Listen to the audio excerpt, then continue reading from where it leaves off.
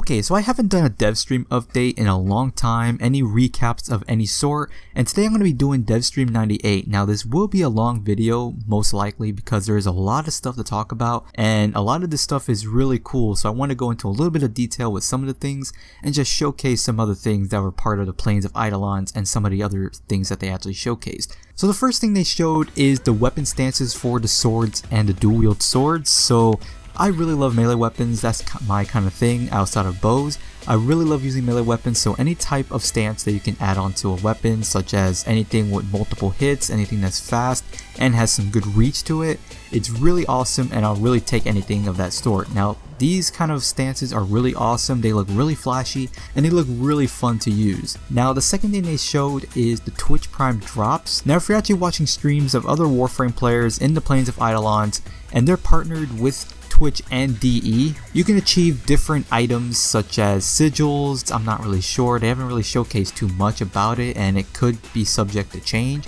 but it did show different things like surviving a whole night in the Eidolons if you're actually watching it, and if people actually watch it for maybe more than an hour or so. You can get special rewards just for actually watching their streams, which is pretty cool, I guess, for people that love to watch streams. I'm not into all that kind of stuff, so I'm not really sure if I'm going to go for those type of rewards. Now the next thing is the focus tree rework. Now I'm not really excited about this because I love using my shadow step, and I love using anything that involves keeping me invisible. I like that kind of stuff, and I also like using Zeneric for some of my other characters that consume a lot of energy, and this is going to be a bad thing for a lot of people because people have gotten so used to it, and they're going to rework it to where it's going to be more combat oriented for your operators. So they'll have trees most likely and skills that can help your operator and actually make him better, or her, and make them more efficient at fighting so that they're not useless when you actually pull them out and try to use them for combat. Now I'm pretty sure this is going to be like a 50-50 thing with the community, so leave a comment down below if you want them to actually change it or you want them to keep it the same way. I really want to know what you guys think about this kind of change, because I want it because I want my operator to be more useful, but I also don't want it because I want my abilities and I want to be able to have my Zeneric and Shadow Step. Now the third thing, which I really like, is the Octavia concept for her deluxe skin. Now I really like the way it looks. This is only a concept, so this is not going to be the actual thing. It might not be. It might just be something completely different, but the concept that they're going with right now is pretty cool. I like the design, and I really hope they go with this design. Now speaking of deluxe skins, they actually showcased the full deluxe skin for Mag with her Syandana and everything. So the design itself is really sleek, it's really clean. I really like the design. It's short, sweet, and to the point, and it also has some nice features like on the shoulders and the joints of the actual frame. So if you're a real Mag player, you're gonna really love this deluxe skin. Now the next thing they showcased is the vendors for the Plains of Eidolons. They showcased a lot of them, from pet cosmetic vendors to melee weapon syndicate vendors, Warframe masks, which I'm not really sure too much about, a sentient seller, and you can also get some Tenno armor that you can actually showcase on your Tenno. I'm not really sure if it's going to have any actual use out of it outside of cosmetics, though they were talking about how it will help your survivability and be able to help you in combat to survive better, so I'm not sure if that's going to actually affect you in gameplay or not, though they do look really cool. Now they did say that these cosmetic items and these melees and warframes and all that kind of stuff, they will most likely have timers that can reset to give you new items, so you can get more items for your pets. You can get more melee type of weapon mods, I guess, or excuse me, attachments that you can put to make your own melee weapons. The Warframe mask I'm not sure too much about because they haven't really said too much, and I'm pretty sure they want to keep this quiet until the actual Plains of Eidolon releases. And the sentient seller they didn't want to showcase at all outside of what it looks like, so we don't know too much about that. Now when it comes to melee weapon syndicates, there is also the Plains of Eidolon's job board, I guess you can call it, is where you do quests and you can get actual items and standings and credit rewards and other items to get like relics and stuff like that by doing specific missions in the Plains of Eidolons. Now there are different tiers of actual jobs you can do, so there are some that are really low rank and there are some that are extremely high rank up to the 50s and 60s. So there's something for everyone, and the rewards are different to make it more viable to actually do the higher rank missions. Now as you're going outside into the Plains of Eidolon, there are a lot of things you can do, such as mining, which you will get specific types of arcanes that you can earn,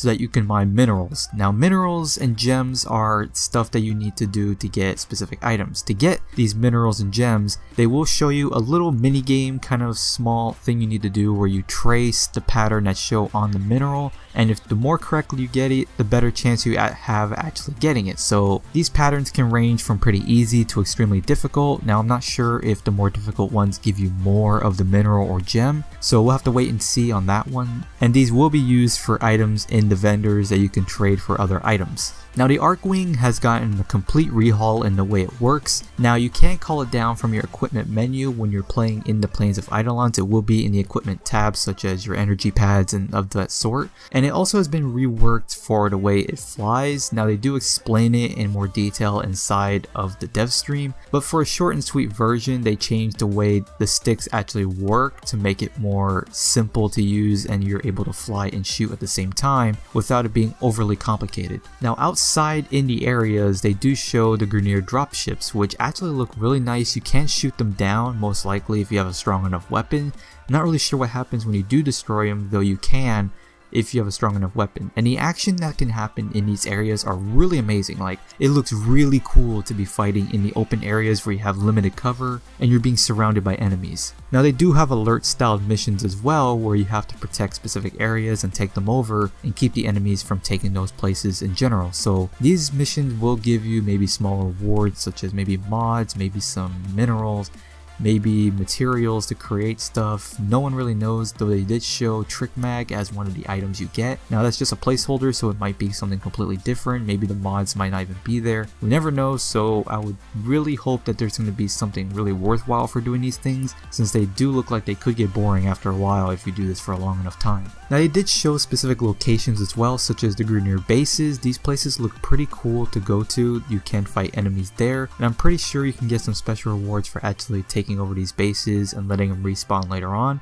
And you also can go to caves that do most likely will have minerals and other gems that you can actually mine. I'm not really sure why we have caves, but I really hope that you can get some good resources out of it. And they actually showed the assassinations in this. Now when you're at night you can fight the Eidolons. They didn't showcase too much gameplay of actually fighting the Eidolons, though just looking at them they look really cool, and I really do hope I can fight them soon because I really want to see how you can actually defeat them and what type of items you're actually going to get from them. Now the biggest thing they really showcased, which I'm pretty sure a lot of people come to the Devstream for, and it's like in big bold letters on my title, and it's the glass frame. Now the glass frame's design is really cool. I like the design of it. The helmets are pretty cool, and the abilities are actually very powerful that can really do some damage. Now the first ability is a shank type of ability, where if you ever watched Dragon Ball Z you can remember the energy sword from Vegito, which I will showcase right now.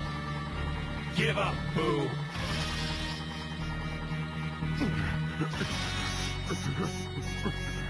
And it can impale multiple enemies and damage multiple enemies as long as the button is held down. The second ability is a casted ability that can be used on you or your ally, where it will damage enemies around you. Now this is very good for close quarters combat style to play. You can use it for melee builds, which I do a lot, so this will work great for my playstyle.